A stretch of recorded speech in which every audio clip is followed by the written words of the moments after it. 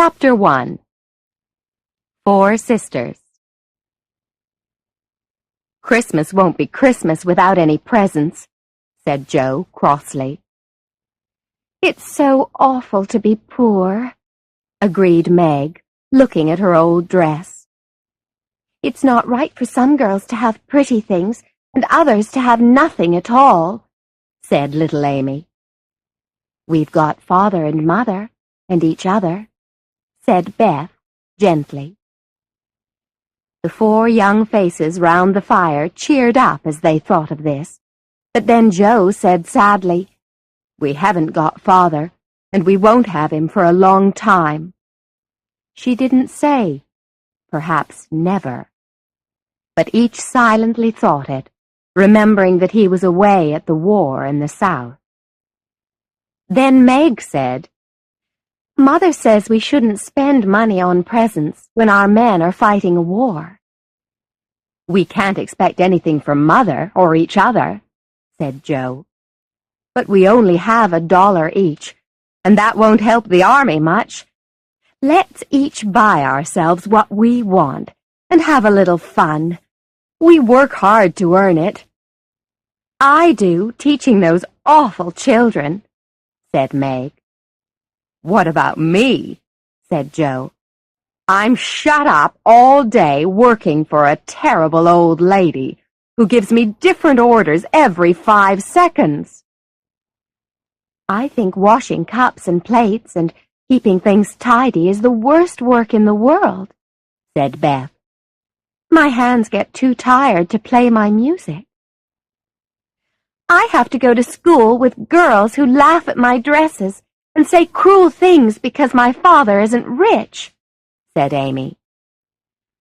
"I wish we had the money Father lost when we were little, Joe," said Meg. "I wish I was a boy," said Joe. "Then I could go and fight beside Father." Meg was 16 and very pretty, with large eyes and soft brown hair and white hands. 15-year-old Joe was very tall and thin. Her long, dark red hair was usually pushed up out of the way.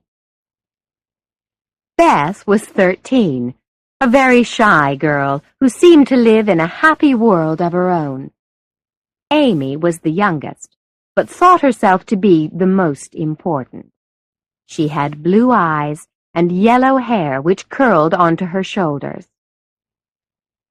At 6 o'clock, Beth put a pair of slippers by the fire to warm, and Meg lit the lamp.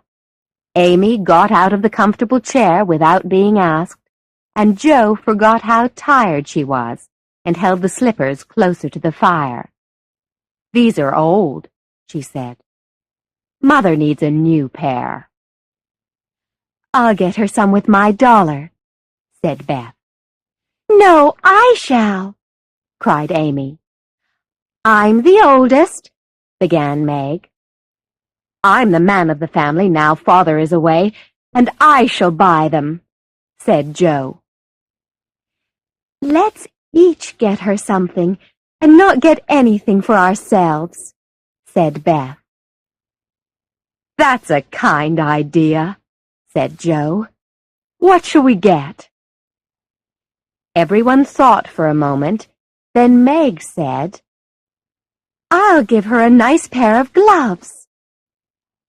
"The best army slippers," said Joe. "Some handkerchiefs," said Beth. "A little bottle of perfume," said Amy.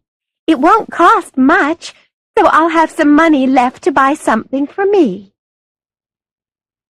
"We'll let Mother think we're getting things for ourselves, and then surprise her," said Joe.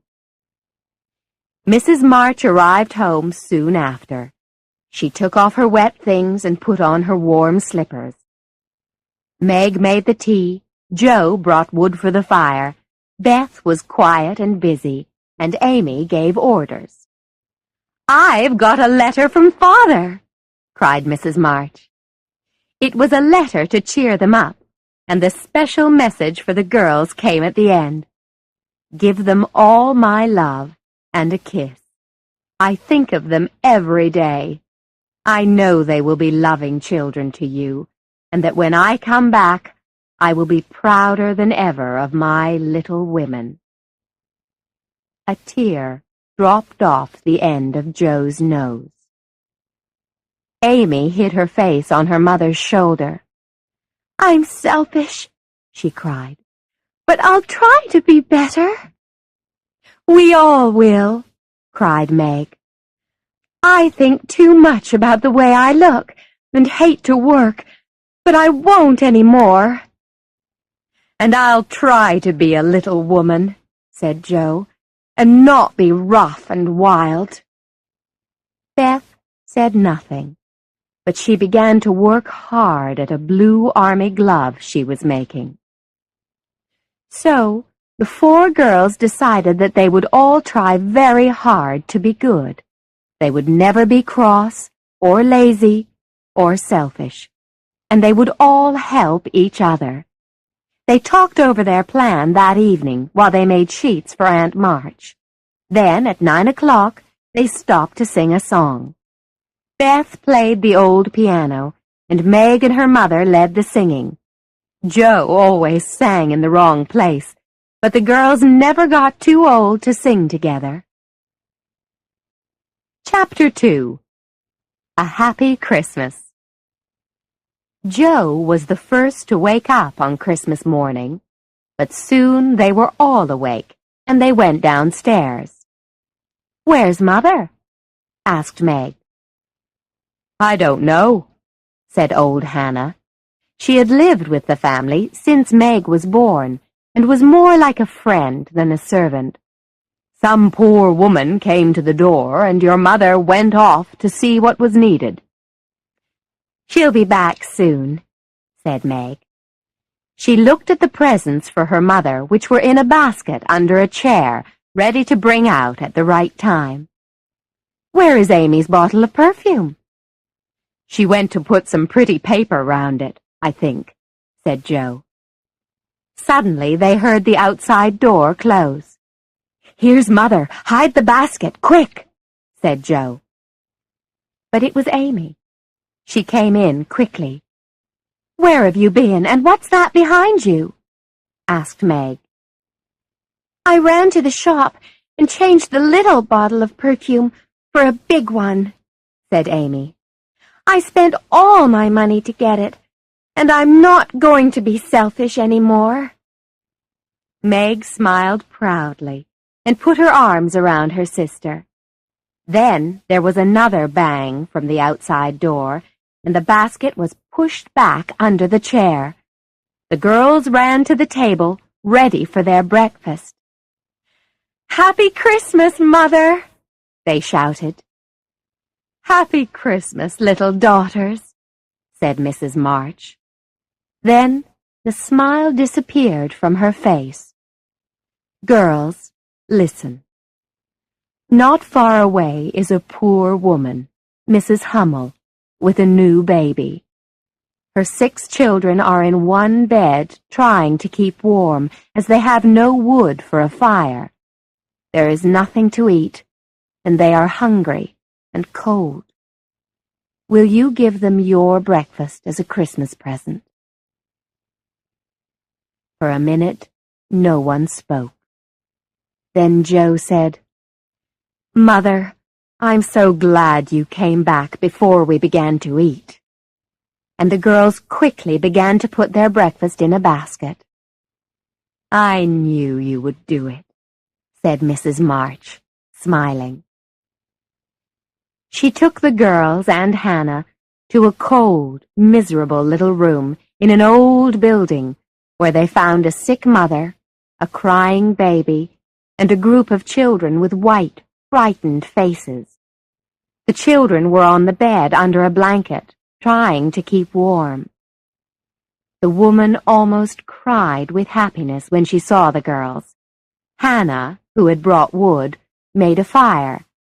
Mrs. March gave the mother tea and hot food. Then she dressed the little baby gently. The girls put the children round the fire and fed them like hungry birds. It was a very happy meal, although the girls ate none of it. But no one was happier than those hungry young ladies who gave away their breakfast on Christmas morning.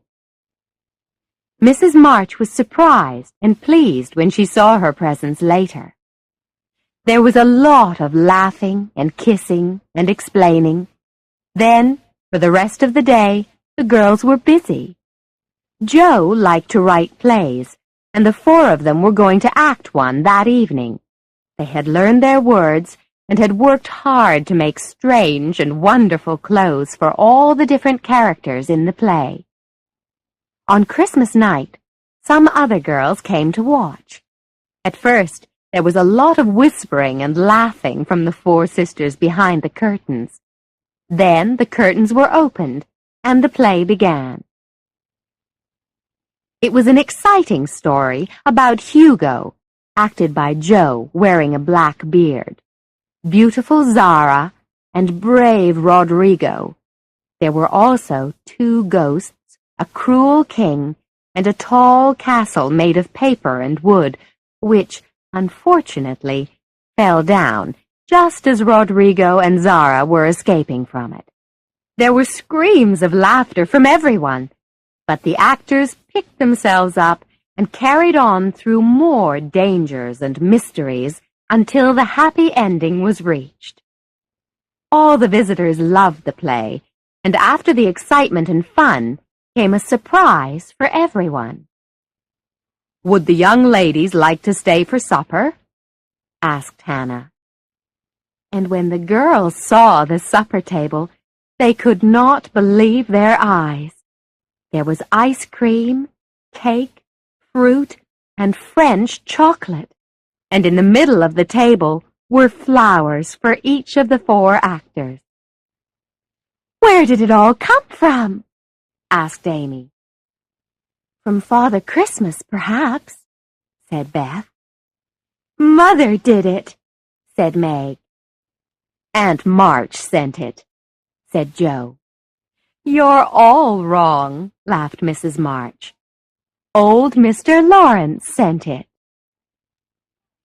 "The Lawrence boy's grandfather?" said Meg. "But we don't know him." "Hannah told his servant about your breakfast party, and that pleased him," said Mrs. March. "He knew my father many years ago, and he sent me a note this afternoon asking if he could send my children a few small Christmas presents."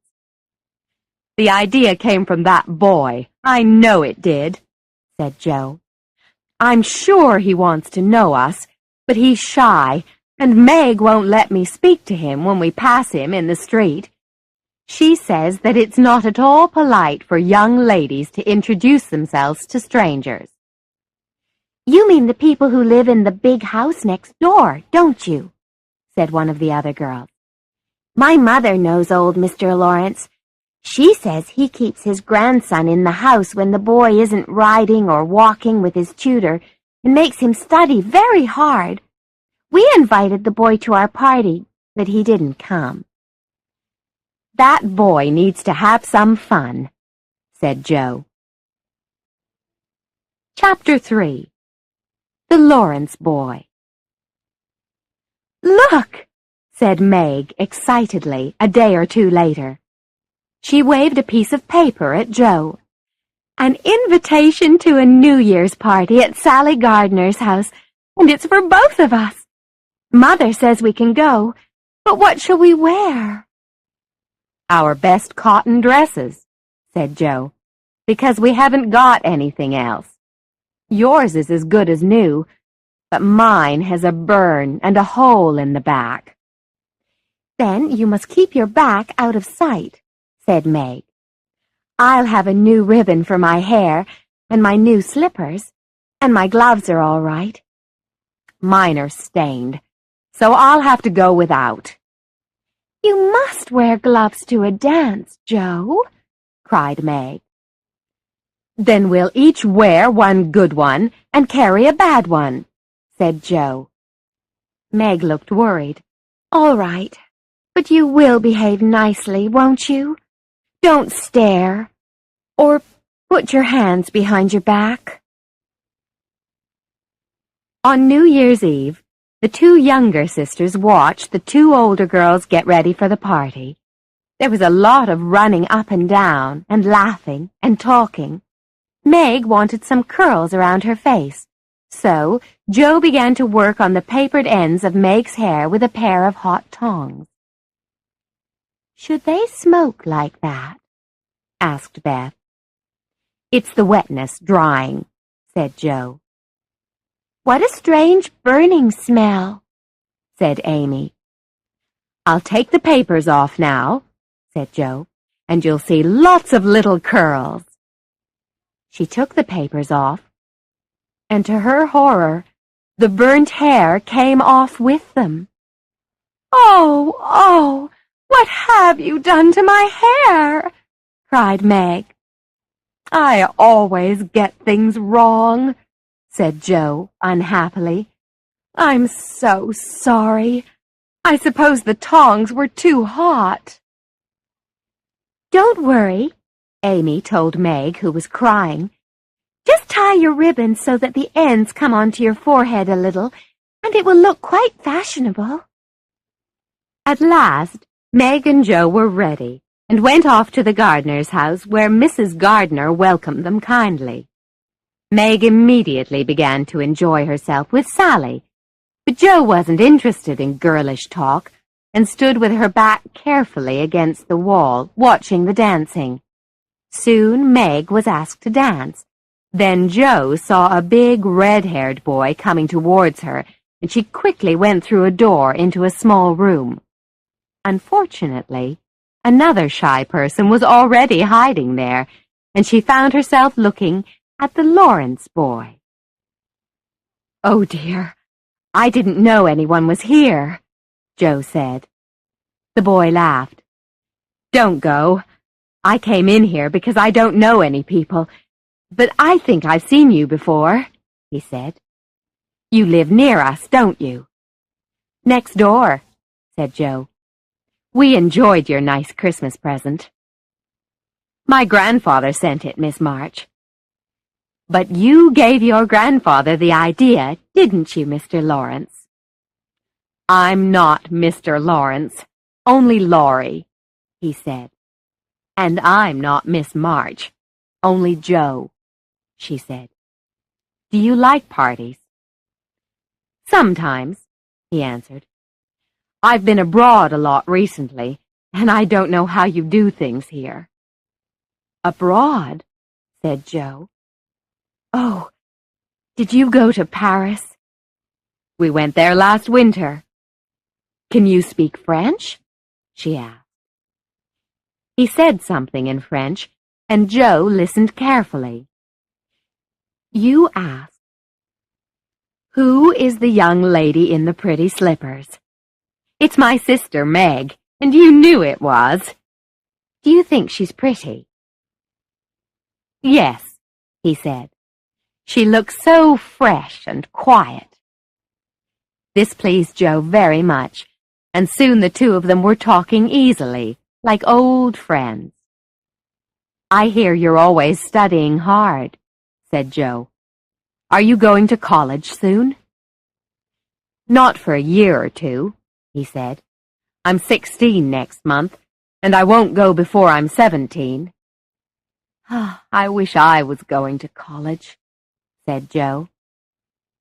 I hate even the idea of it, said Laurie.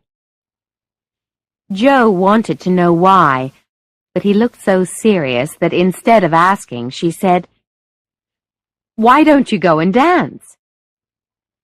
I will if you'll come too, he answered. I can't because... Jo stopped. Because what? You won't tell? Never. I've a bad habit of standing near a fire, and I burn my dresses, said Jo. I have to keep still so that no one will see the burn on this one. Now, laugh if you like. But Laurie didn't laugh. Never mind that, he said gently. Please come." Jo smiled. "All right," she said. "Thank you." When the music stopped, they sat down and began to talk, but Jo saw Meg waving at her. She went over and followed her sister into a side room. "I've turned my foot over and hurt my ankle," said Meg. "I can't walk on it, and I don't know how I'm going to get home." "I'm not surprised you've turned your foot over in those stupid high shoes," said Jo. "You'll have to get a carriage or stay here all night." "A carriage will cost a lot," said Meg, "and I can't stay here for the night because the house is full. I'll just rest until Hannah comes to fetch us. Then do the best I can." "They're going in for supper now," said Jo. "I'll stay with you."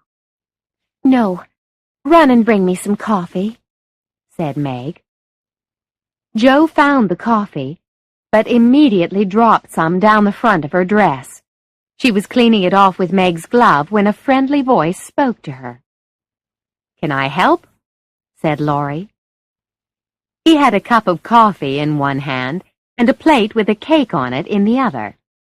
"I was trying to get something for Meg," said Jo. "And I was looking for someone to give this to," he said.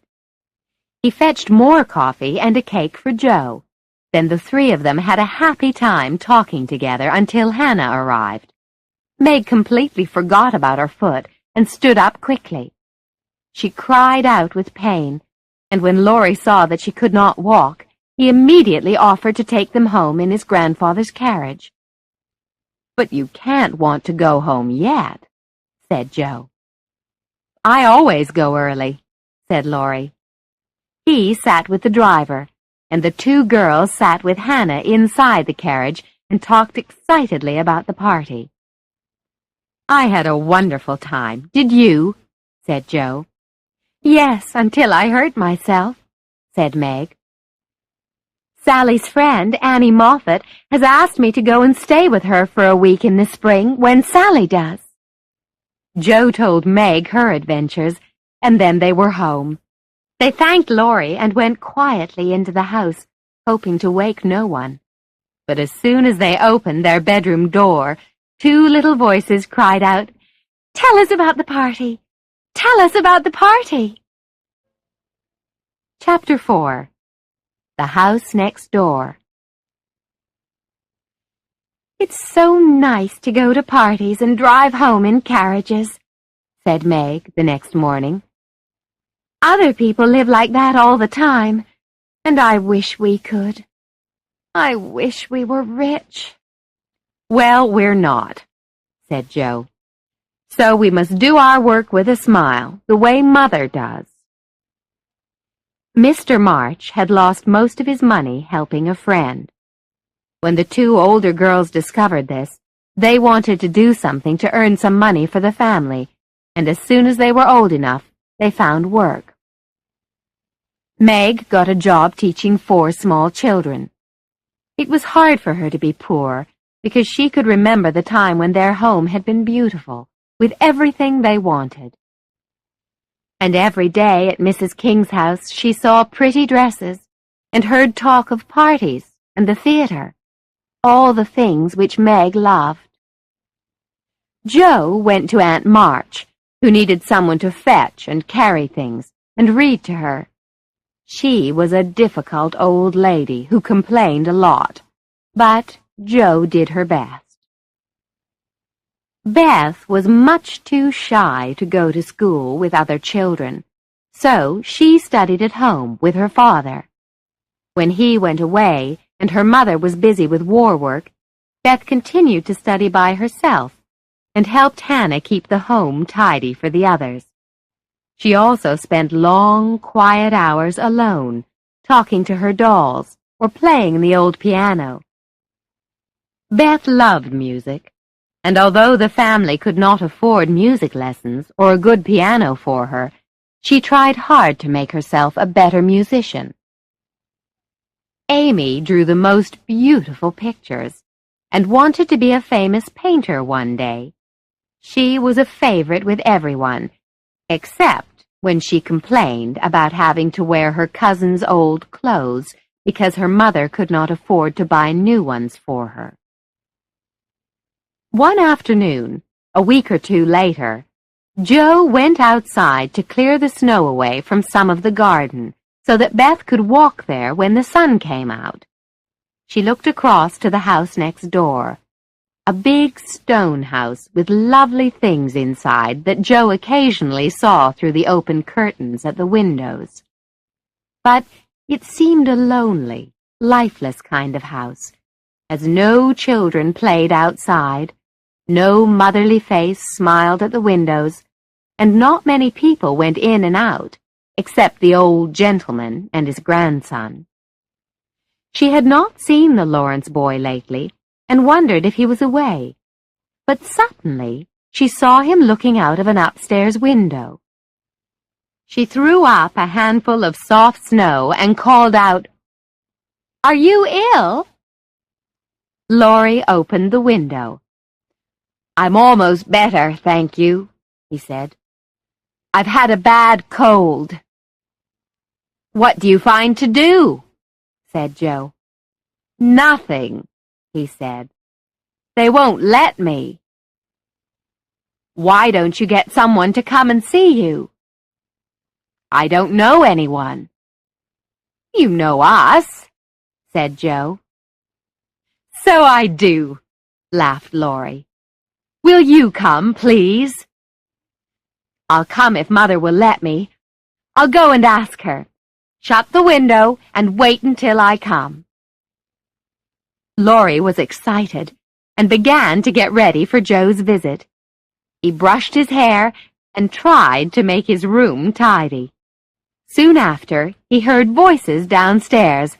Then a surprised servant ran up to his room. "There's a young lady to see you, sir," she said. A moment later, Joe appeared with a box in one hand and Beth's 3 small cats in the other. "Mother sends her love," she said. "Meg asked me to bring some of her cake, and Beth thought you would like to play with her cats. Isn't she funny?" Laurie laughed. "How kind you all are," he said. "Shall I read to you?" said Joe. "I'd rather talk," he said. "I can talk all day," said Joe, smiling. "Beth says I never know when to stop." "Is Beth the one who stays at home?" "Yes, that's Beth. She's a good girl." "The pretty one is Meg, and the curly-haired one is Amy. Is that right?" he said. "Yes. How did you know?" Laurie's face became red. "I hear you calling to each other, and you always seem to be having so much fun. Sometimes, in the evenings, you forget to close your curtains, and I can see you sitting round the fire with your mother. I haven't got a mother." Joe saw the sadness in his eyes. "Why don't you come over and see us? Would your grandfather let you?" "Perhaps, if your mother asked him," said Laurie. "He spends a lot of time among his books, and Mr. Brooke, my tutor, doesn't live here. So I haven't anyone to go out with."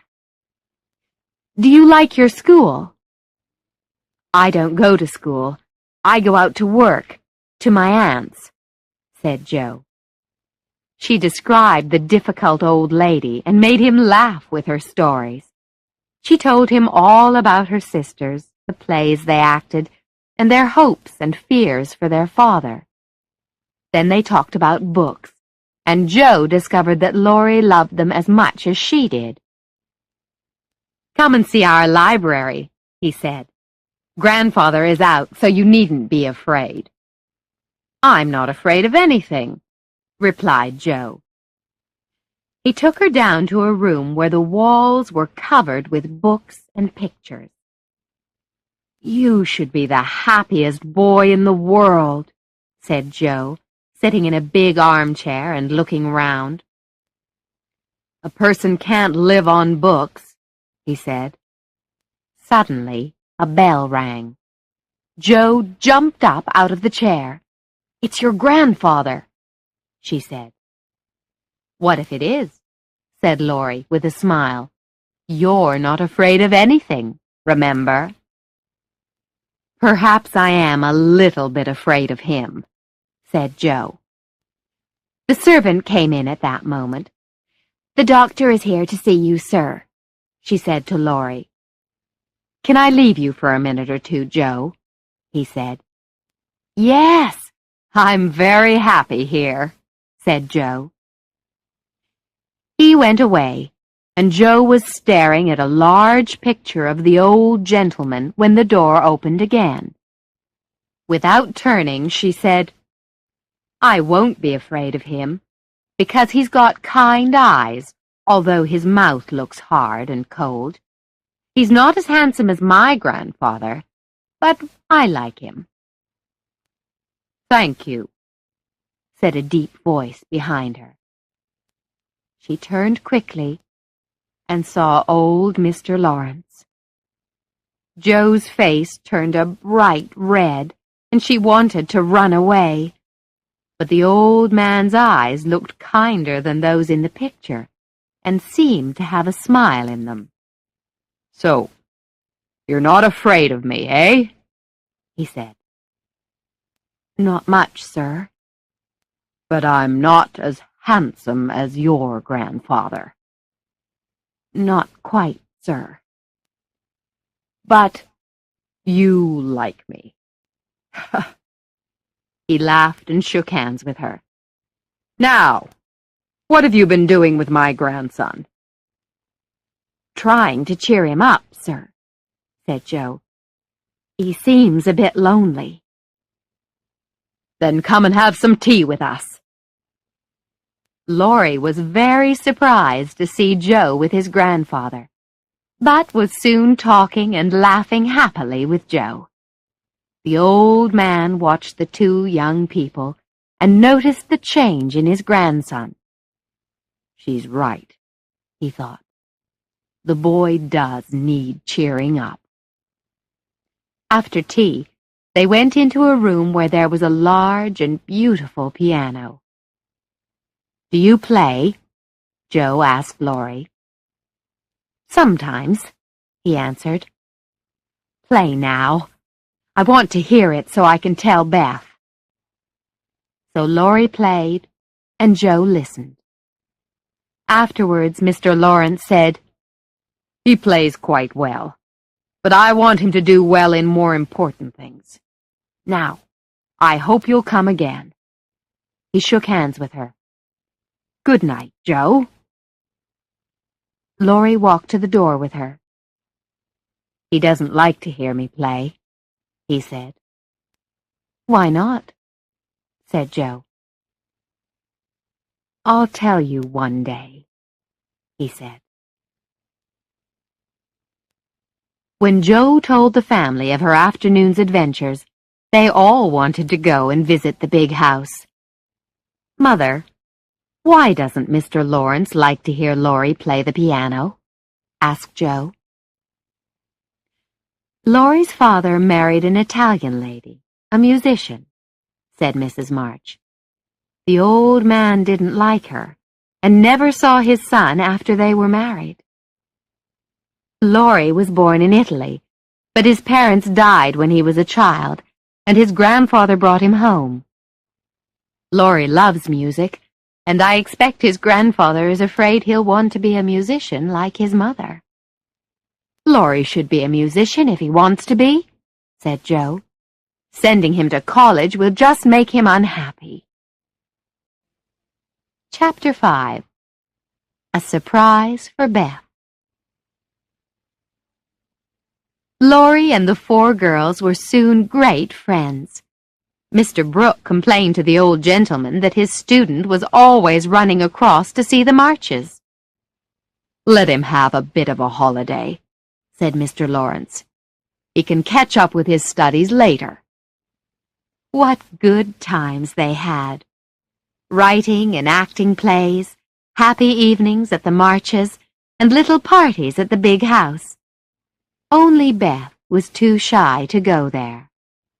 When Mr. Lawrence heard about Beth's shyness, he came to have tea with their mother one day and began to talk about music and great singers he had heard. Beth found it impossible to stay in her corner and came to listen. "Laurie hasn't much time for his music," Mr. Lawrence told Mrs. March. "So the piano is not used very often. Would any of your girls like to play it sometimes? They needn't see or speak to anyone, and I'll be in my study." He got up to go. "But if they don't want to come—" At this moment, a little hand touched his own. It was Beth's. I want to come," she said, her voice shaking. "Very much." "You're the musical girl," said Mr. Lawrence, gently. "I'm Beth. Yes, I love music. And I shall come." The next day, Beth waited until the old and the young gentleman both went out. Then she ran across to the big house and found her way to the room with the beautiful piano. As soon as she began to play, she forgot her fears immediately in the delight which the music gave her. After that, Beth went every day. She never knew that Mr. Lawrence often opened his study door to hear her playing, or that Laurie stood in the hall to keep the servants away from the shy little girl. But she was so grateful that she asked her mother and sisters to help her make the old gentleman a pair of slippers. After several days' careful sewing, the slippers were finished. Then Beth wrote a short letter, and with Laurie's help, left it with the slippers in the old man's study one morning before he was up. The next day, Beth went out for a walk, and when she came back, the others were waiting for her. "Here's a letter for you, Beth," they called out. "Come and read it." She hurried to the house, and they took her into the front room. "Look there," everyone was saying at once. Beth looked and got the biggest surprise of her life. For there stood a lovely little piano with a letter on the top of it, addressed to Miss Elizabeth March. You read it, Joe," whispered Beth. "I can't." So Joe opened the letter and began to read. "Dear Miss March," she read, "I have had many pairs of slippers, but none which have pleased me so much as yours. I should like to thank you for your kindness by sending you something that once belonged to my little granddaughter, who died. With many thanks, I am your good friend, James Lawrence." Joe put an arm around her sister. "Now, try it, Beth," she said. Beth sat down and began to play, and everyone thought it was the most perfect piano they had ever heard. "You'll have to go and thank him," said Joe, with a smile, knowing that Beth was much too shy to do anything like that. But Beth surprised them all. "I'll do it at once," she said bravely, and away she walked, through the garden and into the big house next door. She went up to the old gentleman's study and knocked on the door. "Come in," said Mr. Lawrence. Beth went in. "I came to say thank you, sir," she began in her quiet little voice. but he looked so friendly that she ran and put both her arms around his neck and kissed him. The old gentleman was so surprised that he nearly fell off his chair, but he was very pleased indeed by that shy little kiss, and soon the two of them were talking like old friends. Later, he walked home with Beth. The girls, watching with great interest from the window, could not believe their eyes. "Well," Meg said, "I do believe the world is coming to an end." Chapter 6. Amy in Trouble. "Where are you going?" Amy asked Meg and Joe one afternoon. "I want to come too." "You can't, dear. You're not invited," said Meg. "You're going somewhere with Laurie. I know you are." "Yes, we are," said Joe. "Now stop annoying us." "You're going to the theater," Amy said suddenly. "I want to go with you." "We could take her, I suppose," began Meg. "No, Laurie only invited us," said Joe. "I shall go," shouted Amy. "Meg says I can." "You just stay where you are," said Joe angrily. "I'll make you sorry for this, Joe March," Amy shouted as Meg and Joe left the house. The two older sisters enjoyed themselves at the theater, but Joe couldn't stop worrying as she wondered what Amy would do to make her sorry. She found out the next afternoon. Beth, Amy, and Meg were sitting together when Joe ran into the room. "Has anyone taken my notebook?" Joe asked. Meg and Beth said no at once, but Amy said nothing.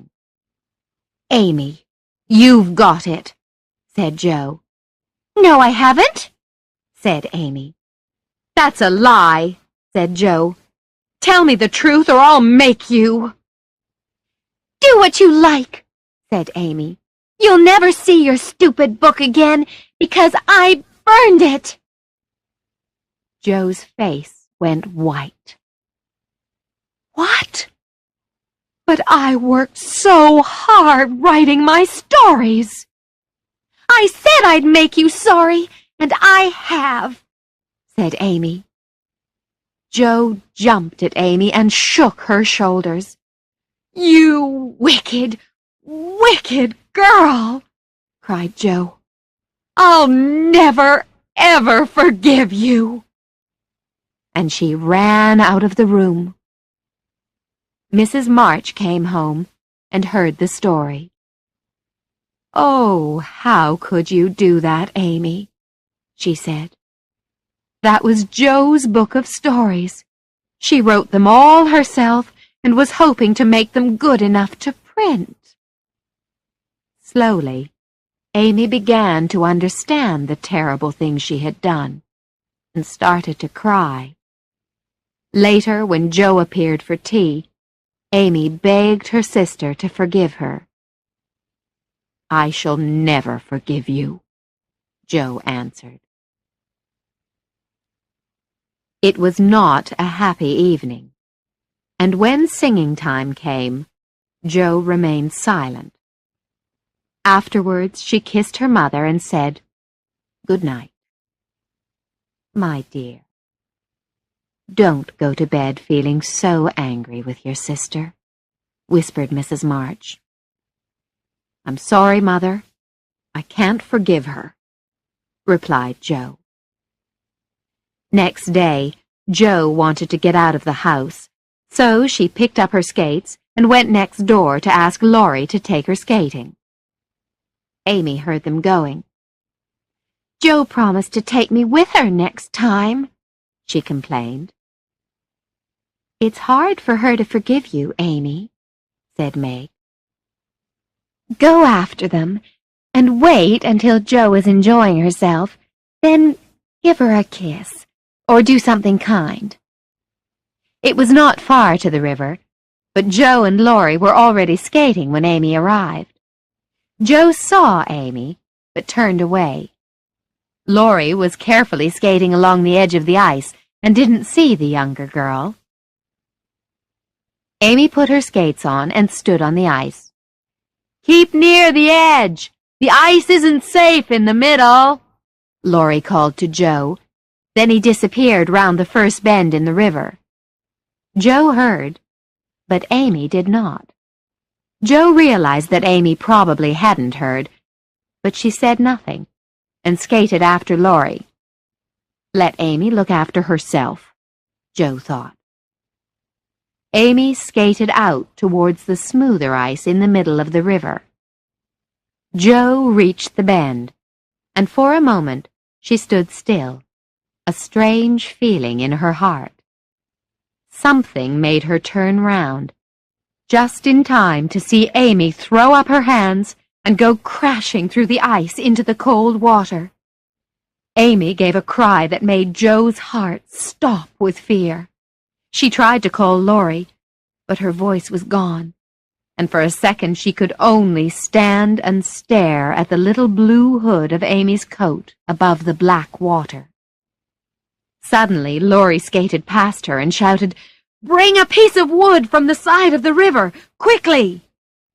Wild with fear, Joe fetched some wood and pulled it across the ice, while Laurie held Amy's head above the water. Together, they got her out. She was more frightened than hurt, and was quickly taken home.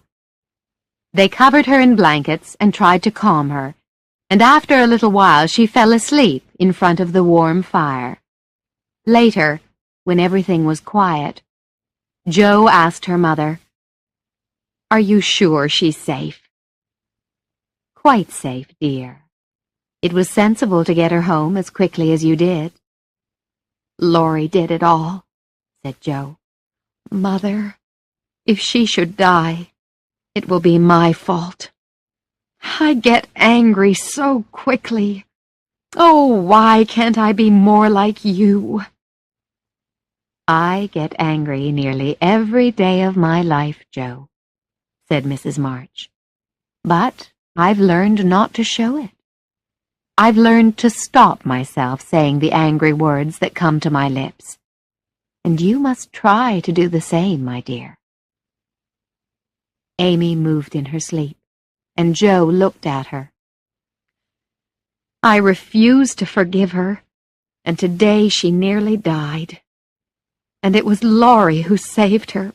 How could I be so wicked?" Joe began to cry. Then Amy opened her eyes and held out her arms, with a smile that went straight to Joe's heart. Neither of them said a word, but they held each other close, and everything was forgiven and forgotten. Chapter 7. Meg Hears Some Gossip. Annie Moffat did not forget her promised invitation, and one April day Meg went to stay at the Moffats' large house. Meg thought it was wonderful. She loved riding in fine carriages, wearing her best dress every day, and doing nothing except enjoy herself. She soon began to talk about fashionable clothes and hairstyles in the way that the other girls did. And the more Meg saw of Annie's pretty things, the more she wished that she, too, was rich. Annie's older sisters, Belle and Clara, were fine young ladies. Mr. Moffat was a fat, friendly gentleman, and Mrs. Moffat was a fat, friendly lady. They were all very kind to Meg, and did their best to make her feel at home. When the evening for a small party came, Meg's best dress looked very old next to Sally's new one, but no one said anything about it. The girls were getting ready when a servant brought in a box of flowers. "For Miss March," she said, "and here's a letter." "What fun! Who are they from? Said the girls. We didn't know you had a young man. The letter is from Mother, and the flowers are from Laurie, said Meg, simply. Oh, said Annie, with a strange look. Her mother's loving words and Laurie's kindness made Meg feel much happier, and she enjoyed the party very much. Annie made her sing, and someone said that Meg had a fine voice. So Meg was having a nice time, until she heard someone say, on the other side of a large table of flowers, "How old is the Lawrence boy?" 16 or 17, I think, said another voice. It would be an excellent thing for one of those girls, said a third voice. Sally says they are very friendly, and the old man thinks they are all wonderful. I expect Mrs. M. has made her plans, said Mrs. Moffat's voice. But do you think the girl knows of them? She told that little lie about her mother, and her cheeks went pink. I'm sure the note was from the boy, really. Oh, poor thing. She'd be very pretty if she had some nice clothes. Do you think she'll mind if we offer to lend her a dress for Thursday? I shall ask young Lawrence to come, and we'll have some fun with her afterwards. Meg tried to forget what she'd heard, but could not. The gossip made her angry, and she was glad when the party was over and she was alone in her bed. She cried quietly to herself. Why did people have to say those things? She and Laurie were just friends, but now that friendship felt damaged by the unkind gossip. The next day, Miss Bell said, Meg, dear, we've sent an invitation to your friend, Mr. Lawrence, for Thursday. Meg pretended to misunderstand. You're very kind, but I'm afraid he won't come. He's nearly 70. Miss Bell laughed. I mean the young man. There isn't one, said Meg. Laurie is only a boy. Isn't he about your age? Said Clara. Nearer Joe's, said Meg. I'm 17 in August. It's nice of him to send you flowers, said Annie. He often does, to all of us, said Meg. My mother and old Mr. Lawrence are friends, you know. What will you wear on Thursday? Asked Sally. My white dress again. I haven't got any others. No others? Said Sally. How funny. I have a pretty blue dress I can't wear any more, Meg, said Belle. It will please me if you wear it.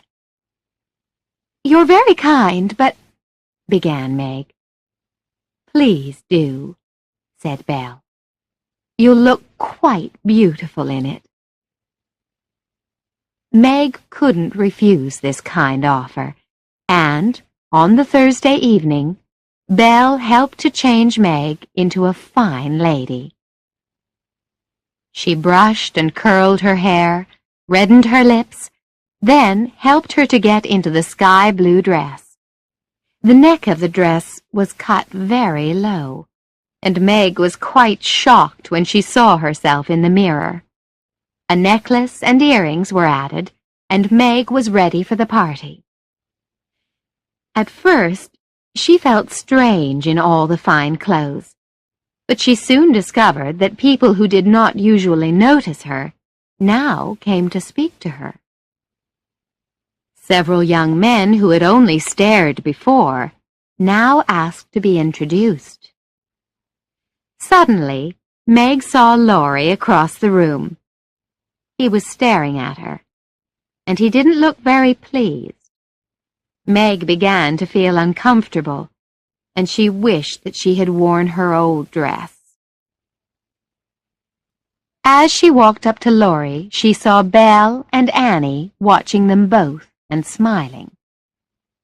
"I'm glad you came," Meg said to Laurie in her most grown-up voice. "I was afraid you wouldn't." "Joe wanted me to come and tell her how you looked," said Laurie. "What will you tell her?" "I'll say I didn't know you, because you look so unlike yourself.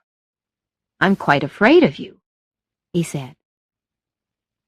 "The girls dressed me up for fun," said Meg. "Don't you like it?" "No, I don't," came the cool reply. Meg became angry. "Then I shan't stay with you," and she walked off towards the window. A moment or two later, an older man went past her, and she heard him say to his friend, "That girl has been dressed up like a doll." "Oh, dear," thought Meg. "Why didn't I wear my own things?" She turned and saw Laurie behind her. "Please forgive me," he said. "Come and have something to eat." Meg tried to look annoyed. "Please come," he said again. "I don't like your dress, but I do think you are wonderful." Meg smiled and found it impossible to stay angry with him. "Please, don't tell them at home about my dress," she said. "They won't understand that it was just for fun, and it will worry Mother. I was stupid to wear it, but I'll tell them myself." "I won't say anything," he promised. He did not see her again until supper time, when she was drinking wine with 2 other boys. "You'll feel ill tomorrow if you drink much of that, Meg," Laurie whispered to her. "I'm not Meg tonight," she said. "I'm a doll who does crazy things. Tomorrow I'll be good again." Meg danced and laughed and talked to as many young men as she could manage, but went to bed feeling that she hadn't enjoyed herself as much as she had expected. She was sick all the next day, and on Saturday went home, quite tired of her fortnight's fun. "I'm glad to be home," she said to her mother and Joe, after telling them how she was dressed up like a doll, drank too much wine, and was ill afterwards. She had laughed while telling them the story, but her face still looked worried at the end. "There is something else, I think," said Mrs. March, smoothing Meg's cheek, which suddenly became rose red. "Yes," Meg said slowly. "I hate people saying and thinking awful things about us and Laurie." Then she told them the gossip she had heard. "What rubbish!" said Joe. "Just wait until I see Annie Moffat. How stupid to think that Mother has plans, and that we are kind to Laurie because he is rich and may marry one of us one day. Oh, he'll laugh when I tell him." "No, Joe," said her mother. "You must never repeat wicked gossip." "Do you have plans, Mother?" asked Meg. "All mothers do, dear," said Mrs. March. "But my plans are different from Mrs. Moffat's, I suspect. I want my daughters to be loved, and I want people to think well of them. I want them to marry well, but not to marry rich men just because they are rich. I'd rather you were poor men's wives, if that meant you had happy, peaceful lives. But your father and I believe that we'll always be proud of our daughters, whether they are married or single." "You will, said Meg and Joe, together. Chapter 8. All play and no work. "The 1st of June, and the King family is going on holiday tomorrow," said Meg. "I'm free for 3 months." "And Aunt March went away for her holiday today," said Joe. "Isn't life wonderful?" "What will you do all your holiday?" asked Amy. "I'll stay in bed late and do nothing," said Meg. "I have lots of books to read," said Joe. "Let's not do any studying, Beth," said Amy. "Let's play all the time and rest, as Joe and Meg are going to do." "I will if Mother doesn't mind," said Beth. Mrs. March agreed to the plan and said they could try it for a week. "But," she added, "I think by Saturday night you will find that all play and no work is as bad as all work and no play." Next day, Meg appeared at 10 o'clock and ate breakfast alone. It was a lonely meal, and the room was untidy because Beth had not cleaned it.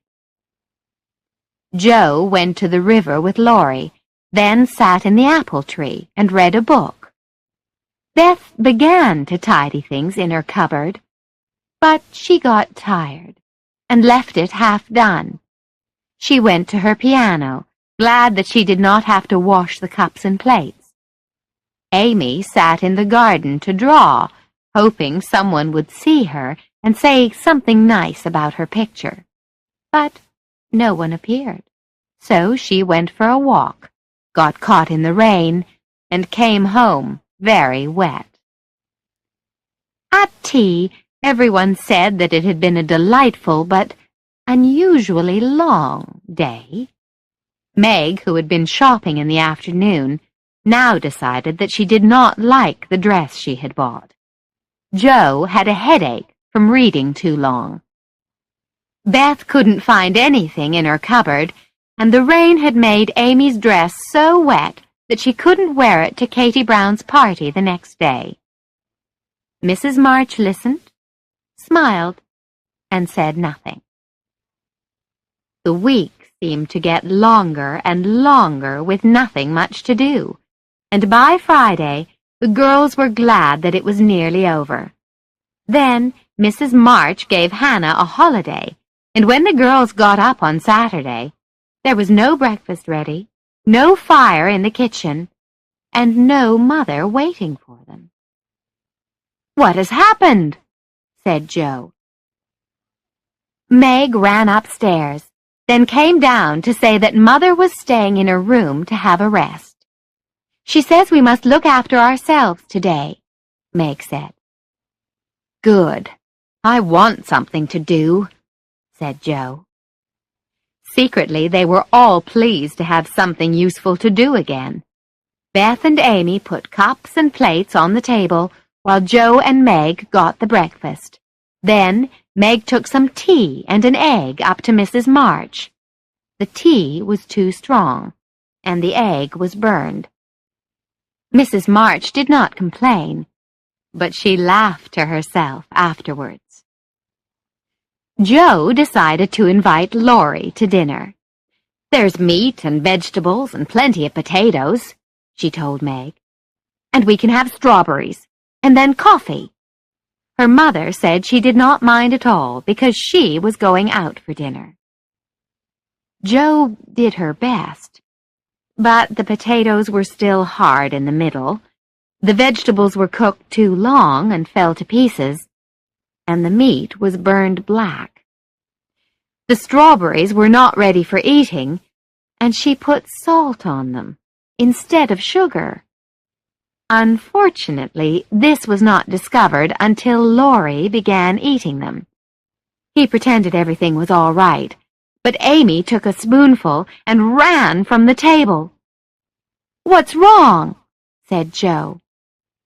Meg and Laurie told her. "Oh, no," said Joe. Then she saw Laurie start to smile, and she began to laugh. Soon, everyone was laughing with her.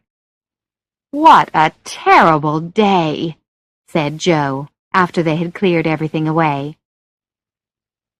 Mrs. March returned home later. "Have you enjoyed your week of all play and no work, girls? Or do you want another week of it?" she said. "I don't," said Joe. "Nor do I," shouted the others. "Mother, did you go out and leave us just to see how we would manage?" asked Meg. "Yes," said Mrs. March. "I wanted you to see that being comfortable depends on us all helping each other, and not just thinking of ourselves. Isn't it better to have time for play and time for work, and to make each day useful and enjoyable?" "Oh, it is, Mother, it is," said the girls. Some days later, all 4 girls went on a picnic with Laurie and his tutor, Mr. Brooke, and some other young people. Sally Gardner and her English friend, Miss Kate Vaughan, were among them. It was a sunny day, and they had their picnic on a hill under some trees. After the meal, most of the young ladies and gentlemen played games, but Miss Kate sat under a tree and began to draw. Meg watched, while Mr. Brooke lay on the grass beside her, with a book, which he did not read. "I wish I could draw," said Meg. "Why don't you learn?" replied Miss Kate. She was a little older than the other girls, and was very much the fashionable young lady. "I haven't time," said Meg. "I have a job teaching 4 children in a family." "Oh," said Miss Kate, looking rather shocked. She said no more, but her face showed that she thought being a private teacher was little better than being a servant, and Meg's cheeks quickly became red. "In America, young ladies prefer to work and earn money for themselves," said Mr. Brooke quickly, "and not expect others to pay for everything." "I see," said Miss Kate, coldly. Soon after, she took her drawing and moved away. "There's no place like America for us workers, Miss Meg," said Mr. Brooke, smiling. His brown eyes looked at Meg warmly, and she smiled back at him. "I wish I liked teaching as much as you do," she said. "You would if you were teaching Laurie," said Mr. Brooke. "I'll be sorry when he goes to college next year, but then I shall become a soldier." "I think every young man wants to be a soldier," said Meg. "But it's hard for the family who stay at home." "I have no family, and not many friends to care if I live or die," said Mr. Brooke, sadly. "Laurie and his grandfather would care," said Meg, "and we would all be very sorry if anything happened to you." "Thank you," said Mr. Brooke, cheering up immediately. Chapter 9. Secrets. One October afternoon, Joe caught a bus into the town and stopped outside a building in one of the busy streets.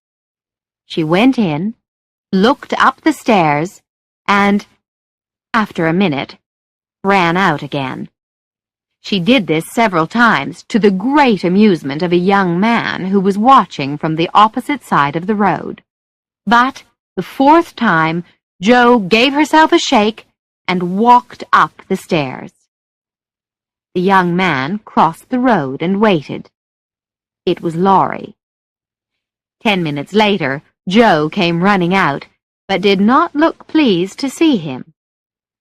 "What are you doing here?" she said. "I'm waiting to walk home with you," he said. "I've a secret to tell you, but first you must tell me yours." "You won't say anything at home, will you?" said Joe. "Not a word," promised Laurie.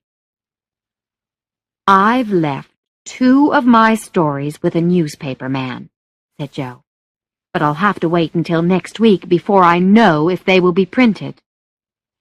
"Miss March, the famous American writer," said Laurie, throwing his hat into the air and catching it. Joe looked pleased. "Now, what's your secret?" "You remember Meg lost a glove at the picnic," said Laurie. "Well, I know where it is." "Is that all?" said Joe, looking disappointed. "Wait until I tell you where it is," he said. "Tell me then," said Joe. Laurie whispered 3 words in Joe's ear. She stared at him, looking both surprised and displeased. "How do you know?" "I saw it." "Where?" asked Joe. "Pocket." "What's wrong? Don't you like it?" "Of course not. It's stupid. What would Meg say if she knew?" "You mustn't tell anyone," said Laurie. "I didn't promise," Joe reminded him. "I thought you would be pleased," he said. "Pleased at the idea of someone coming to take Meg away," said Joe. "No, thank you." She ran off down the hill, but Laurie came after her and reached the bottom first. She came up behind him, her face red and her hair blowing in the wind. "That was fun," she said, forgetting her crossness in the enjoyment of a good run. At that moment, someone passed by, then stopped and looked back. It was Meg. "What are you doing here?"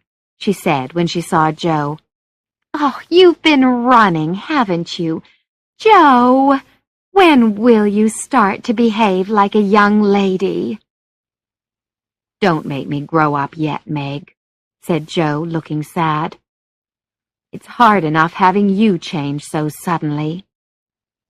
Meg was growing into a woman, and Laurie's secret made Joe realize that Meg would leave home one day, perhaps soon. 2 Saturdays after Joe had gone secretly into town, Meg saw Laurie chasing Joe all over the garden before the 2 of them fell on the grass, laughing and waving a newspaper. "What can we do with that girl?" said Meg. "She never will behave like a young lady." Minutes later, Joe came in with the newspaper. She sat down and began to read it. "Are you reading anything interesting?" asked Meg. "Only a story," said Joe. "Read it aloud," said Amy. "It may amuse us." Joe began to read very fast, and the girls listened. It was a love story about 2 people called Viola and Angelo, and most of the characters died in the end. But the girls enjoyed it, and Meg even cried a little at the sad parts.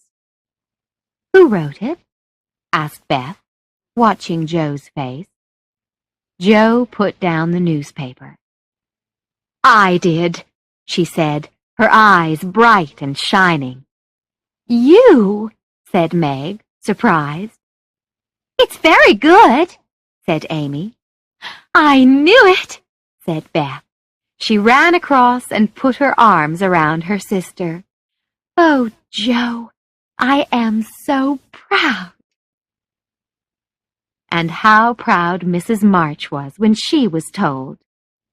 Everyone began to speak at the same time. "Tell us all about it. How much did you get for it? What will Father say? Won't Laurie laugh?" So Joe told them all about it, and that evening there was no happier or prouder family than the Marches. Chapter 10. A Telegram. Mrs. March, the girls, and Laurie were sitting together on a dull November afternoon when Hannah hurried into the room with a telegram. Mrs. March read it, then dropped it to the floor her face white and her hands shaking. Joe picked up the telegram and read it to the others in a frightened voice. Mrs. March, your husband is very ill. Come at once. S. Hale, Blank Hospital, Washington. The girls moved close to their mother. All their happiness had disappeared in a moment. I shall go at once, said Mrs. March, but it may be too late. Oh, my children! For several minutes there was only the sound of crying. Then Hannah hurried away to get things ready for the long journey. Where's Laurie? Mrs. March asked. Here, said the boy. Oh, let me do something. Send a telegram and say that I'll come at once, said Mrs. March. The next train goes early in the morning. Now, I must write a note to Aunt March. Joe, give me that pen and paper. Joe knew that the money for the journey must be borrowed from Aunt March, and she too wanted to do something, anything, to help her father. Laurie went off to take the note to Aunt March and to send the telegram. Joe went to fetch some things from the shops, and Amy and Meg helped their mother to get ready. Father will need good food and wine to help him get better, and there won't be much at the hospital, said Mrs. March. Beth, go and ask Mr. Lawrence for a couple of bottles of wine. I'm not too proud to beg for Father. Mr. Lawrence came back with Beth. He offered to go with Mrs. March, but she wouldn't let the old gentleman make the long, tiring journey, although he could see that she would like to have somebody with her. He went away again, saying, I'll be back. Soon after, Meg saw Mr. Brooke by the door. I'm very sorry to hear your news, Miss March, he said gently. Mr. Lawrence and I think it will be a good idea if I travel with your mother. How kind you all are, said Meg. It will be so good to know that there is someone to take care of Mother. Thank you very much. She put out her hand and smiled gratefully up into his warm brown eyes. Laurie came back with a letter and money from Aunt March, but Joe did not return. It was late afternoon when she came walking in and gave her mother some money. That's to help make Father comfortable and to bring him home, she said. $25, said Mrs. March. My dear, where did you get it? Joe took off her hat. Your hair! Your beautiful hair! Cried Amy. All Joe's lovely, thick, long hair was cut short. Joe, how could you? Cried Meg. My dear girl, there was no need for this, said Mrs. March. She doesn't look like my Joe, but I love her dearly for doing it, said Beth, and began to cry. Don't cry, Beth, said Joe. I wanted to do something for Father, and selling my hair was the only thing I could think of doing. I'll soon have a curly head again, which will be short and easy to keep tidy. But later, when Amy and Beth were asleep and Meg was lying awake, she heard Joe crying. Are you crying about Father, Joe? She asked. No, not now. It's my hair, cried Joe. I'd do it again if I could, but I did love my hair, and the selfish bit of me is making me cry. Oh, don't tell anyone. I'll be all right in the morning. During the days after their mother and Mr. Brooke went away, Meg and Joe went back to their jobs, and Beth and Amy helped Hannah to keep the house tidy. Everyone tried very hard to be good and hard-working and helpful. News of their father came through, at first telling them he was dangerously ill, but then saying he was slowly getting better. Chapter 11. Beth. 10 days after their mother went away, Beth came home late after one of several visits to a sick baby at the Hummels house. She went straight to her mother's room and shut herself inside.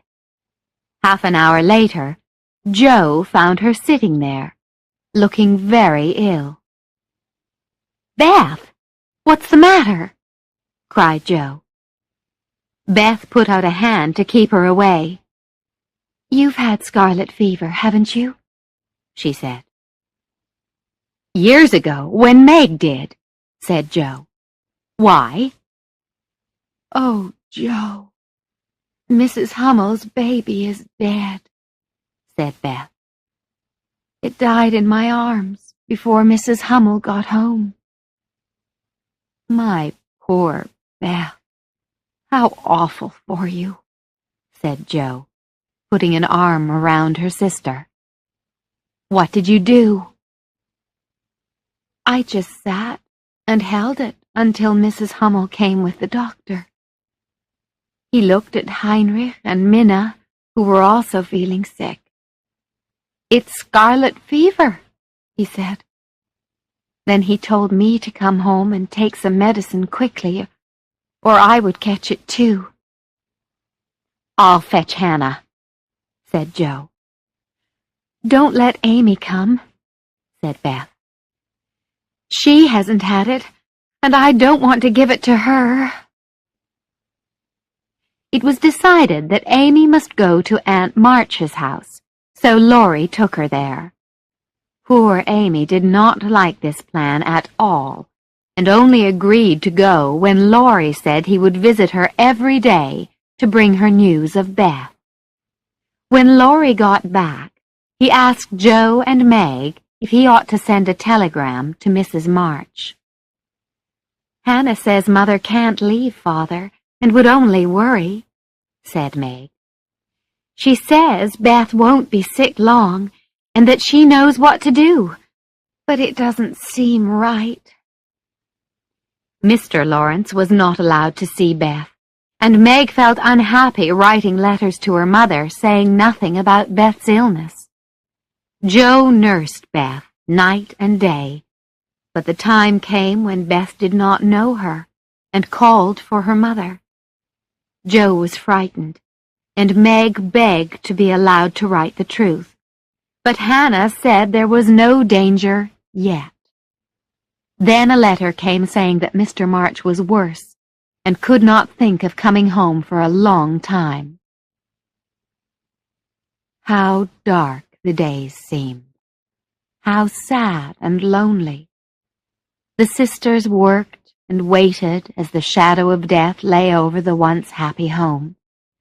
It was then that Meg realized how rich she had been in the things which really mattered: love, peace, good health. And Joe, watching her little sister, thought about how unselfish Beth always was, living for others and trying to make home a happy place for all who came there. Amy, sad and lonely at Aunt March's house, just wanted to come home so that she could do something to help Beth. On the first day of December, the doctor came in the morning. He looked at Beth, then said quietly, "If Mrs. March can leave her husband, I think she should come home now." Joe threw on her coat and ran out into the snow to send a telegram. When she arrived back, Laurie came with a letter saying that Mr. March was getting better again. This was good news, but Joe's face was so unhappy that Laurie asked, "What is it? Is Beth worse?" "I've sent for Mother," said Joe, beginning to cry. "Beth doesn't know us anymore." Laurie held her hand and whispered, I'm here, Joe. Hold on to me. Your mother will be here soon, and then everything will be all right. I'm glad Father is better, said Joe. Now Mother won't feel so bad about coming home. You're very tired, said Laurie. But I'll tell you something to cheer you up better than anything. What is it? Said Joe. Laurie smiled. I sent a telegram to your mother yesterday, and Mr. Brooke answered that she'd come at once. She'll be here tonight, and everything will be all right. Joe threw her arms around him. Oh, Laurie! Oh, Mother, I am so glad! She did not cry again, but held on to her friend. He was surprised, but he smoothed her hair and followed this with a kiss or two. Joe pushed him gently away. Oh, don't. I didn't mean... I enjoyed it, laughed Laurie, then went on. Grandfather and I thought your mother ought to know. She wouldn't forgive us if Beth... well, if anything happened. Her train will be in at 2 o'clock in the morning, and I'll meet her. All that day the snow fell and the hours went slowly by. The doctor came, then said he would come back after midnight, when he expected there to be some change in Beth's condition, for better or worse. Hannah fell asleep in a chair beside Beth's bed. Mr. Lawrence waited downstairs, while Laurie lay on the floor, pretending to rest. The girls just waited, unable to sleep. At 12 o'clock, a change seemed to pass over Beth's face. Hannah slept on, but the girls saw the shadow which seemed to fall upon the little bed. An hour went by, and Laurie left quietly for the station. At 2 o'clock, Joe was standing at the window, watching the snow. She heard something, and turned to see Meg kneeling beside her mother's chair. A cold feeling of fear passed over Joe. Beth is dead, she thought. She ran to the bed. The pain had gone from Beth's face, and now there was a look of peace instead. Joe kissed her and softly whispered, "Goodbye, Beth. Goodbye." Hannah woke up and looked at Beth. "The fever's gone," she cried. "She's sleeping and breathing easily." The doctor came soon after. "I think she'll be all right," he said. "Keep the house quiet and let her sleep." Meg and Joe held each other close, their hearts too full for words. Beth was lying as she used to, with her cheek on her hand, and breathing quietly. "I wish Mother would come now," whispered Joe. And a moment later, they heard the sound of the door below, a cry from Hannah, then Laurie's happy voice saying, "Girls, she's come! She's come!" Chapter 12. Love and Mr. Brooke. When Beth woke from her long sleep, she looked into her mother's face and smiled. Then she slept again, but Mrs. March held on to her daughter's thin little hand. Hannah made breakfast while Meg and Joe listened as their mother told them about their father's health and Mr. Brooke's promise to stay with him. Then Meg and Joe closed their tired eyes and were able to rest at last. Laurie went to give the good news to Amy at Aunt March's house. He, too, was tired after the long night, and just managed to finish telling his story before he fell asleep in the chair. Amy began to write a short letter to her mother, but before she could finish it, she saw Mrs. March coming towards her aunt's house. Amy ran to meet her. There were probably many happy little girls in the city that day, but Amy was the happiest of them all as she sat on her mother's knee. "I've been thinking a lot about Beth," she said. "Everyone loves her because she isn't selfish. People wouldn't feel half so bad about me if I was sick, but I'd like to be loved and missed. I'm going to try and be like Beth as much as I can." Her mother kissed her. "I'm sure you will succeed," she said. "Now, I must go back to Beth. Be patient, little daughter, and we'll soon have you home again."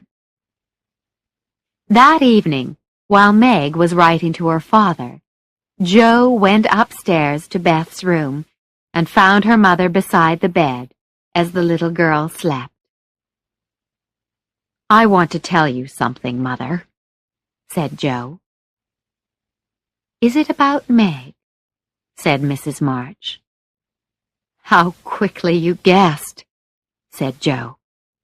"Yes, it's about her.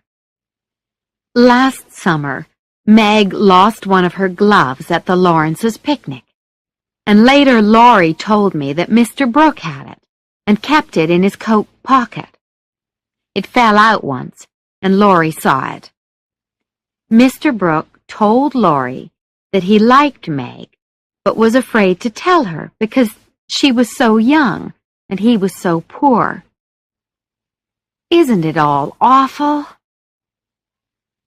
"Do you think Meg likes and cares about him?"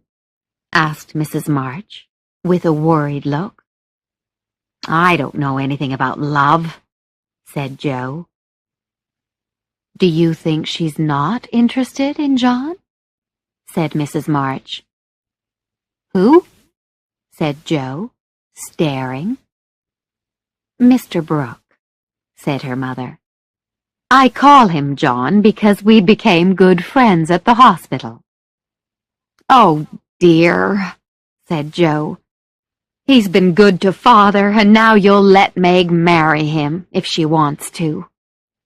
"My dear, don't be angry," said Mrs. March. "John told us quite honestly that he loved Meg, but said he would earn enough money for a comfortable home before he asked her to marry him. He wants very much to make her love him if he can.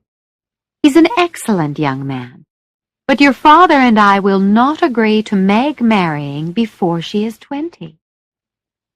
"I want her to marry Laurie and be rich," said Jo. "I'm afraid Laurie isn't grown up enough for Meg," said Mrs. March. "Don't make plans, Jo. Let time and their own hearts bring your friends together." Meg came in with a letter for her father. "Beautifully written, my dear," said her mother, looking at the letter. "Please add that I send my love to John." "Do you call him John?" said Meg, smiling. "Yes, he's been like a son to us, and we are very fond of him," said Mrs. March, watching her daughter closely. "I'm glad of that, because he's so lonely," was Meg's quiet answer. "Good night, Mother dear." Mrs. March kissed her gently. She does not love John yet, she thought, but she will soon learn to. Chapter 13. Laurie Makes Trouble and Jo Makes Peace. Laurie quickly realized that Jo was keeping a secret which she refused to tell him, but he guessed the secret was about Meg and Mr. Brooke, and was annoyed that his tutor had said nothing. He began to make some private plans of his own. Meg, meanwhile, was busy getting things ready for her father's return, but a change suddenly seemed to come over her. For a day or two, she jumped when she was spoken to, and there was a worried look on her face.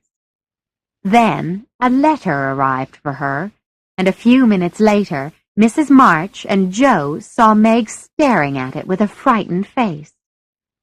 "My child, what is it?" said Mrs. March. "It's a mistake. He didn't send it. Joe, how could you do it?" Meg hid her face in her hands and cried. "Me? I've done nothing," said Joe. "What's she talking about?" Meg pulled another letter from her pocket and threw it at Joe. "You wrote it, and that bad boy helped you. How could you be so cruel and mean to us both?" Joe and her mother read the letter which had been in Meg's pocket. "My dearest Meg, I can no longer hide my love for you, and must know your answer before I return. I cannot tell your parents yet, but I think they will agree if they know that we love one another. Mr. Lawrence will help me find a good job, and then, my sweet girl, you will make me happy. Say nothing to your family yet, but send a word of hope to me through Laurie. Your loving, John." "That terrible boy," said Joe. "I'll make him sorry." But her mother said, "Wait, Joe. Are you sure this is nothing to do with you?" "I never saw the letter before," said Joe. "But Mr. Brooke wouldn't write stupid things like that." "It's like his writing," said Meg unhappily, looking at the second letter in her hand. "Oh, Meg, you didn't answer it," said Mrs. March. "Yes, I did," cried Meg, hiding her face again. "Let me get that wicked boy," shouted Joe. Mrs. March sat beside Meg. "Tell me everything." "Laurie brought the first letter," said Meg. "He didn't seem to know anything about it. I was going to tell you, but I remembered how you liked Mr. Brooke and thought it would be all right to keep my little secret for a while. Oh, now I can never look him in the face again." "What did you write to him?" asked Mrs. March. "I only said that I was too young to do anything, and that I didn't wish to have secrets from you, so he must speak to Father. I thanked him for his kindness, and said I would be his friend, but nothing more, for a long time." Mrs. March smiled and looked pleased. Joe laughed. "What did he reply to that?" "He writes here that he never sent any love letter, and is sorry that my sister Jo should play games with us like this," said Meg. "It's a very kind letter, but imagine how awful I feel." "I don't believe Brooke saw either of those letters," said Joe. "Laurie wrote them both, and he's keeping yours because I won't tell him my secret." "Go and fetch Laurie, Joe," said Mrs. March. "I'll put a stop to all this at once." Away ran Joe, and Mrs. March gently told Meg Mr. Brooke's real feelings. "Now, dear, do you love him enough to wait until he can make a home for you?" "I'm frightened and worried," answered Meg. "I don't want anything to do with love for a long time, perhaps never.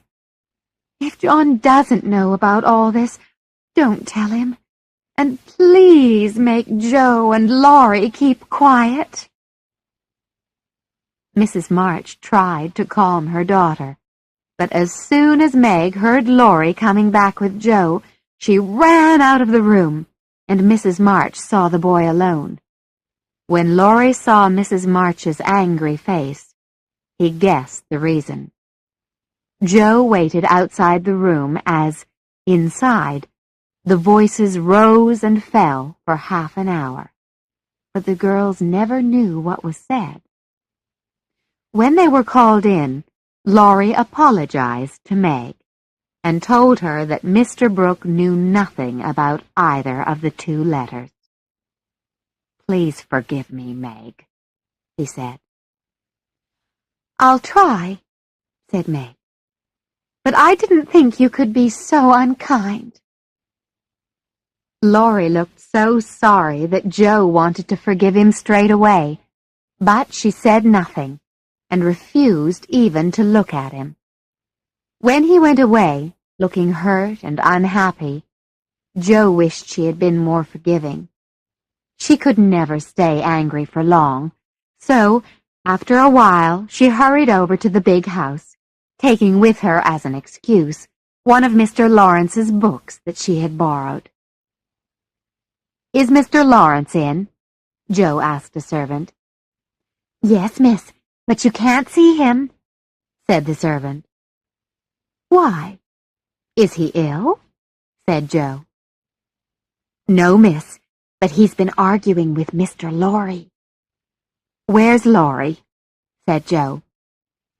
"He's shut in his room, and he won't come out." "I'll go and see what's the matter," said Joe. "I'm not afraid of either of them." She went upstairs and knocked on Laurie's door. "Stop that!" shouted Laurie. Joe immediately knocked again, and the door flew open. She stepped inside before Laurie could stop her. "I've come to say that I forgive you," she said, "and I won't stay angry with you." "Oh," said Laurie. "Thank you." "What's wrong?" she said, seeing his unhappy face. "I wouldn't tell Grandfather why your mother wanted to see me, because I promised her not to tell anyone," he said. "But then Grandfather tried to shake the truth out of me, so I came up here and shut myself in." "I expect he's sorry he did that," said Joe. "Go down and say you're sorry. I'll help you." "No, I won't," said Laurie angrily. "I was sorry about Meg, and I asked her to forgive me, but I won't do it again when I'm not the one who is wrong. He ought to believe me when I say I can't tell him something. I don't like being shaken like that, and I won't go down until he apologizes. Listen, if I get your grandfather to apologize for shaking you, will you go down?" said Joe. "Yes, but you won't do it," answered Laurie. "If I can manage the young one, then I can manage the old one," Joe said to herself as she went downstairs.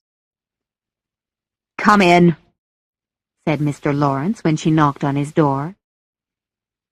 "It's me, sir," said Joe. "I'm returning a book." "Do you want any more?" said the old man, looking annoyed, but trying not to show it. "Yes, please," said Joe, and she pretended to look for another book while Mr. Lawrence stared at her crossly. "What's that boy been doing?" he asked suddenly. "He won't tell me." "He did do something wrong, and we forgave him," said Joe. "But we all promised not to say a word to anyone."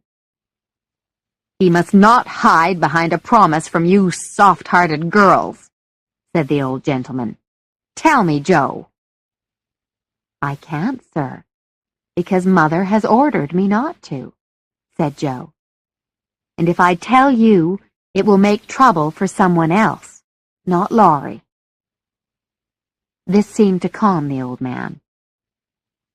"Then I'll forgive him," he said after a moment. He's a difficult boy, and hard to manage, you know."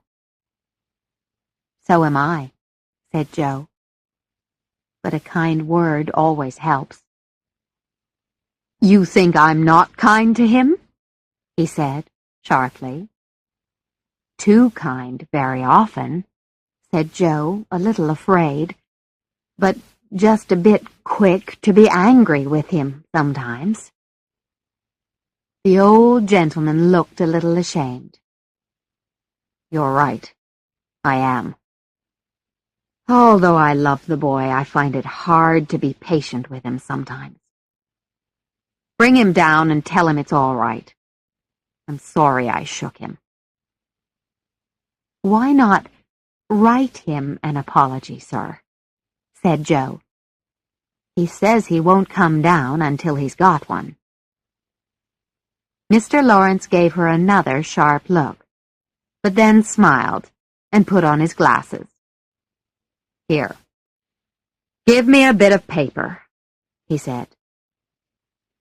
The words were written, and Joe kissed the old man's cheek. Then she went upstairs and put the letter under Laurie's door, but he came out before she was gone. "Well done, Joe," he said. "Did he shout at you?" "No, he was quite calm," said Joe. "Now, go and eat your dinner. You'll both feel better after it." Everyone thought the matter was ended, but although others forgot it, Meg remembered. She never talked about Laurie's tutor, but she thought of him often and dreamed her dreams. And once, when Joe was looking for something in her sister's desk, she found a bit of paper with Mrs. John Brooke written on it, over and over again. "Oh, dear," said Joe. Chapter 14. Happier Days. Christmas Day was very different that year. Beth felt much better and was carried to the window to see the snowman which Joe and Laurie had made. It had a basket of fruit and flowers in one hand and a new piece of music in the other. Laurie ran up and down, bringing in the presents, and Joe sang a funny song. "I'm so happy," laughed Beth, as Joe carried her back to the other room to rest after the fun. "Oh, I do wish that Father was here, too." Half an hour later, Laurie came to the house and opened the door quietly. "Here's another Christmas present for the March family," he called out. He moved away, and in his place appeared a tall man holding the arm of another tall man, who tried to say something, but couldn't. "Father!" cried Meg and Joe together, and Mr. March disappeared under lots of loving arms and kisses. Mr. Brooke kissed Meg, by mistake, as he tried to explain. Suddenly, the door to the other room opened, and there was Beth, running straight into her father's arms. There were tears of happiness on many faces before all the excitement died down. Then Mrs. March thanked Mr. Brooke for taking care of her husband, and he and Laurie left the family to themselves. Mr. March and Beth sat in one big armchair, and the others sat around them. "I wanted to surprise you all, and the doctor let Mr. Brooke bring me home," said Mr. March. "John has been so good to me. He is an excellent young man." Mr. March looked at Meg, who was staring at the fire. Then he smiled at his wife. She smiled back. Joe understood exactly what the smiles were saying, and went out to the kitchen complaining to herself about excellent young men with brown eyes. There never was a Christmas dinner like the one they had that day.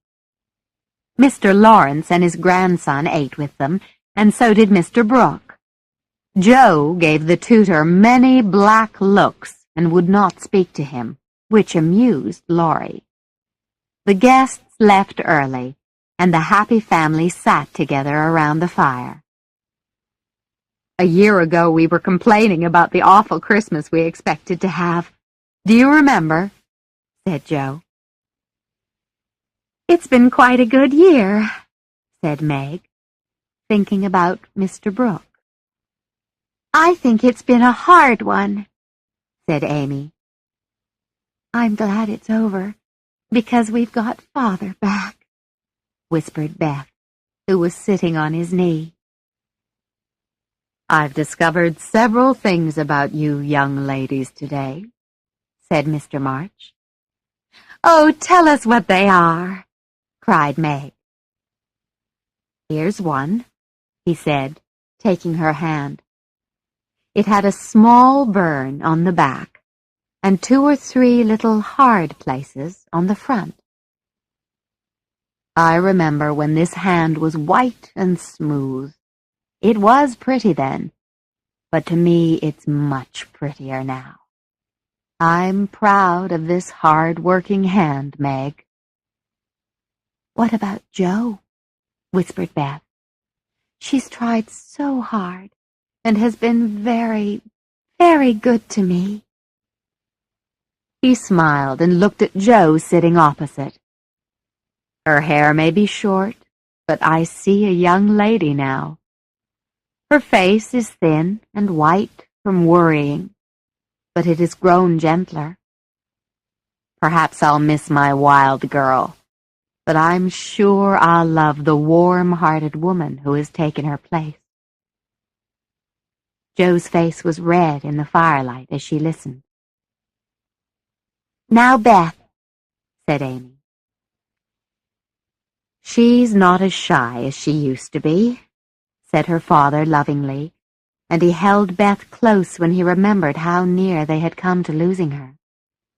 Then he looked down at Amy by his feet. "I've noticed today that Amy has helped everyone patiently and with a smile. She's learned to think more about other people and less about herself." Beth moved out of her father's arms and went to the piano. She touched the keys softly and began to sing. Soon the others joined her in a happy Christmas song. The next afternoon, Jo and Meg were sitting at the window when Laurie went by. When he saw Meg, he fell on one knee in the snow, beat his chest, and put out his arms towards her. When Meg told him to go away, he pretended to cry before walking away looking miserable. Meg laughed. "What was he doing?" she said. "He was showing you how your John will act," answered Jo crossly. "Don't say my John. It isn't right." But Meg said the words again, silently, inside her head. "If he asks you to marry him, you'll cry or look stupid instead of saying aloud no," said Jo. "No, I won't," said Meg. "I'll say, 'Thank you, Mr. Brooke. You are very kind, but I am too young to marry you. Please let us be friends, as we were.'" "I don't believe it," said Jo. "It's true. Then I'll walk out of the room with my head high." Meg got up and pretended to do it, but ran back to her seat when she heard someone knock on the door. Jo opened it with an angry look. "Good afternoon," said Mr. Brooke. "I came to get my umbrella, which I left behind yesterday." "I'll get it," said Jo, pushing past him. Now Meg can tell him, she thought. But Meg was moving to the door. "I expect Mother will want to see you," she said. "I'll call her." "Don't go," he said. "Are you afraid of me, Meg?" "How can I be afraid when you've been so kind to Father?" said Meg. "I wish I could thank you for it." "You can," he said, and he took Meg's small hand in his and looked at her lovingly. "Oh, please don't," she said, looking frightened. "I only want to know if you love me a little, Meg," he said gently. "I love you so much." This was the moment to repeat the words she had told Joe, but Meg forgot them all. "I don't know," she said, so softly that John had to move closer to hear her reply. He smiled gratefully. "Will you try to find out?" "I'm too young," she said, hesitating, but feeling her heart beating rather fast. "I'll wait while you learn to like me," he said. "Will it be very difficult?" "Not if I choose to learn," she said. "Please choose, Meg. I love to teach, and this is easier than German," said John, taking her other hand. She looked at him and saw that he was smiling. He seemed so sure of success that Meg became a little annoyed. She felt excited and strange, and taking her hands away from his, she said, "I don't choose. Please go away." Poor Mr. Brooke looked shocked. "Do you mean that?" "Yes," she said, rather enjoying the game she was playing. "I don't want to think about these things. It's too soon." "I'll wait until you've had more time," he said, and looked so unhappy that Meg began to feel sorry for him. It was at this moment that Aunt March came in. She had come to see Mr. March and was hoping to surprise the family. She did surprise two of them. Meg, with her face bright red, just stared at her aunt, while Mr. Brooke hurried into another room. "Goodness me! What's all this?" cried Aunt March. "It's Father's friend," said Meg hurriedly. "I'm so surprised to see you, Aunt March." "I can see that," said Aunt March, sitting down. "What has he said to make your face turn pink?" "Mr. Brooke and I were just talking," said Meg. "Brooke? The boy's tutor? Oh, I understand now.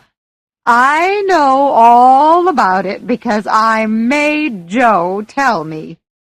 You haven't promised to marry him, have you, Meg? If you have, you won't get one bit of my money, do you hear?"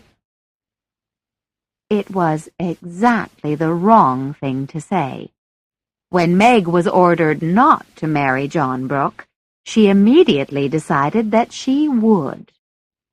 "I'll marry whoever I want to, Aunt March, and you can give your money to anyone you like," she said.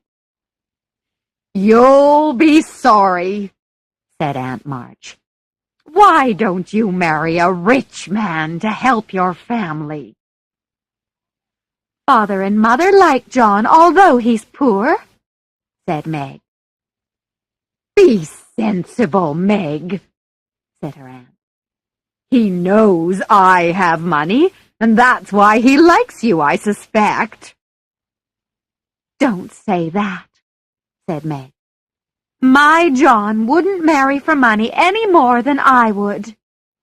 We'll work and wait, and I'll be happy with him because he loves me, and—" Meg stopped as she remembered that she had told her John to go away. Aunt March was very angry. "Just don't expect anything from me when you are married," she said, and she went out of the room, banging the door behind her. Meg didn't know whether to laugh or cry. Before she could decide, Mr. Brooke came back in from the next room and put his arms around her. "Oh, Meg, I could hear your voices," he said. "Thank you for proving that you do love me a little." "I didn't know how much until she said those things about you," said Meg.